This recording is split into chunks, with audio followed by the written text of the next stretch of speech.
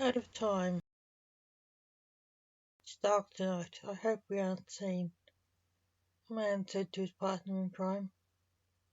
It's like the old days. We climb in a window and pray we don't get caught, said the thief, who was known as the chameleon, to his partner, the cat, as they stealthily walked through the garden of their mark. The room is the third window on the second story, said the cat, examining the building. The chameleon tested the strength of the lattice leading to it, going up the wall. This should work. I'm surprised people are so careless with security, the chameleon said, laughing. They climbed up the lattice, trying not to be pricked by the thorns of the rose that climbed up as well. The alarm's off, or it should be, but I'll disable it, said the chameleon. He cut the alarm wire and jimmied the window till it opened. They climbed in the room and looked about it. The safe is behind that painting, said the chameleon, pointing at the only picture in the room. Okay. Who will do the work, you or me? Asked the cat, who was as skilled a cracksman as the chameleon. It's my turn, you did the last job, said the chameleon, who walked over to the picture, removing it, handing it to the cat to put down. The chameleon put his ear to the safe and cracked the lock and opened the door, removing the contents out of the safe, putting it in a backpack on the cat's back. Got it, let's go, said the chameleon. The next day, the police were swarming around the house. Midnight, what happened here? The police sergeant asked. A robbery, said Blake, the coroner who helped the police out on other cases. I know, Midnight, said Sergeant Zanderdrax, frowning. Do we have any idea how it was done? And ideas who they were? Or why they were here? They were copycats, said Blake, who was otherwise known as the superhero Blue Midnight. Copycats? Said the sergeant. Of who? The cat and the chameleon, Blake said. What, they must be old, said the sergeant. Not old, dead, Blake said. That's why I say copycats. How do we know they were copycats? The sergeant asked. The CCTV caught the robbery. They were young men, in their 20s. One was dressed as the cat, burglar the cat. His partner was dressed as the chameleon, the jewel thief, and safecracker, said Blake. My magician's assistant, Max, is the original chameleon's grandson and protege. He should be on the case. Yes, said the sergeant. I'll call him here, said Blake, who then shouted, Max, we need you. Out of thin air appeared a dishevelled man holding a toothbrush in his PJs. What do you want, Blake? Asked the man. Get dressed, Max. You are a mess, said Blake to the man. Right, said Max, who waved his arm and appeared well-groomed in a suit. Blake looked at him oddly. What, Blake? Max asked. Toothbrush, Blake said. Max saw he was still holding his toothbrush. It disappeared. Why did you call me here? I was brushing my teeth. Max said, "We need your help on a case," said the sergeant. "What sort of case? Murder?" asked Max. "No, robbery. This place was robbed by a ghost from the past. Actually, your past," said Blake. "What?" Max said. "The cat and the chameleon." "Can't be. Grandad is dead. And so is Uncle Mike," said Max. "I know," Blake said. "Someone dressed up as them and robbed the place," said the sergeant. "Why would they get copycats?" asked Max. "We don't know," said Blake. "What did they take?" asked Max. "Money, jewelry, and papers," Blake said. "What papers?" asked Max. "Business papers," said the owner of the house, who was standing with them. "What were they?" asked Max. "Mostly IOUs. I'm a money lender," said the owner. Max looked at him and felt a sudden disgust. The owner of the house looked like a pen pusher. "Judging already, Max?"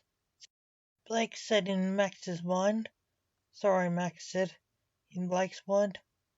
"From what I've read, he's more of a bureaucrat than you take me for," Blake said. In Max's mind. "Are Grandad and Uncle Mike still in the other world?" asked Max, in Blake's mind. "Yes," said Blake, also known as Mortimer, King of the Grim Reapers, in Max's mind.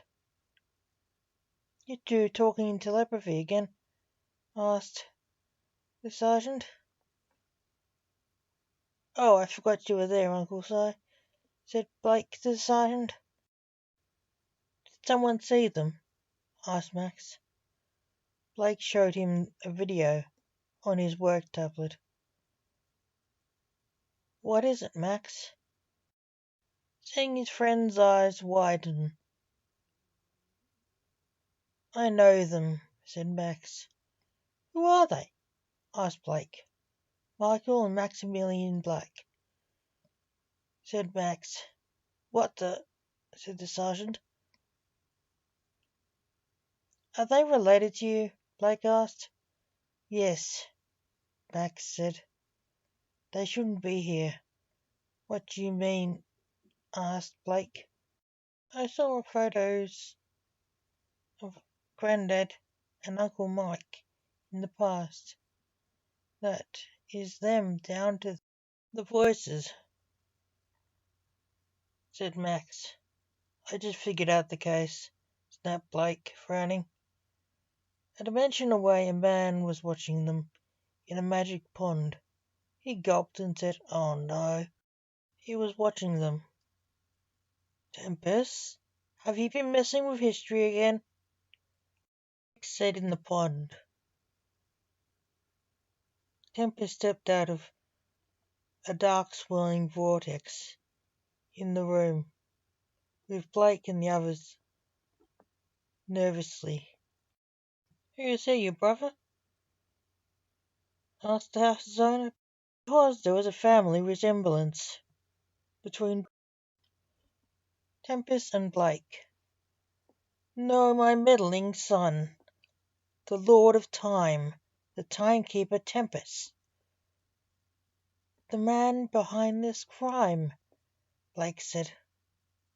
"I see what he did, Blake," said Max, realizing what happened. "What did he do?" asked the homeowner. "He took the young thieves from the past to rob you," said Blake. "What? That's impossible," laughed the homeowner, thinking it was a joke. "Not for him. He lives in the tunnels of time," said Blake. "I want to meet them," said Blake, pleading. "You'll meet them later," said Tempest. How? Not in the afterlife. I'll not go there. You know I'm a vampire, Max said. Spoilers, said Tempest. Why did you bring them here and turn off the alarm? Blake asked. I wanted to stop a blackmailer, said Tempest. A what? Asked the sergeant, looking at the homeowner. He was trying to look calm. Who was being blackmailed? And how? Asked Blake. Mr. Harvey's debtors, said Tempest. How? Asked Max. I can't go there, as it will ruin the lives of many people, said Tempest. Why? They were only IOUs, said the sergeant. Not all of them. He had people watched and got dirt on his clients and extorted money from them, said Tempest. Where are the papers and things taken? Asked Blake. Maxim and Michael fenced the things in the past, said Tempest. The papers I burned. There are some things nobody should know. We have no evidence, said the sergeant. You have me, said Tempest. Are you giving in to the police? Said Blake. No, I was a victim, said Tempest. You took out a loan from him? Max asked. No, he was blackmailing me, said Tempest. Why? Said the sergeant. I killed a man, Mum's killer. He found out and has been blackmailing me since he found out, said Tempest. What did he want from you? Said Blake. For me to get dirt on people, said Tempest. To blackmail people, said. Tempest nodded. I had to get back and destroy the letters I sent him, said Tempest. So I enlisted some friends from the past to take them for me. The homeowner was thinking he shouldn't have reported the theft. You're probably right, mate, said Blake aloud, after reading his mind.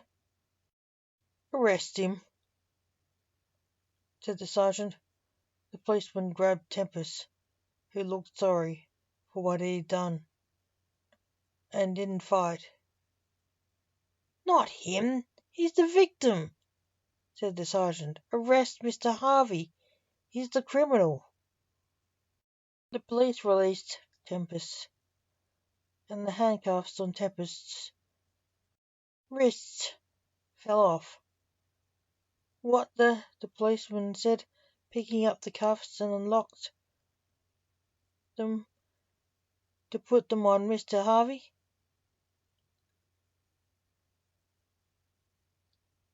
He admitted to murder, and you arrest me? Why?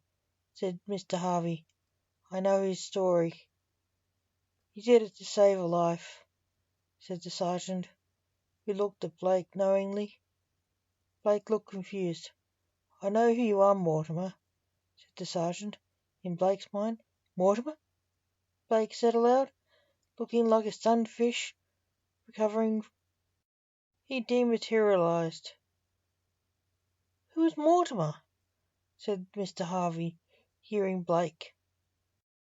You'll meet him later, said Tempest.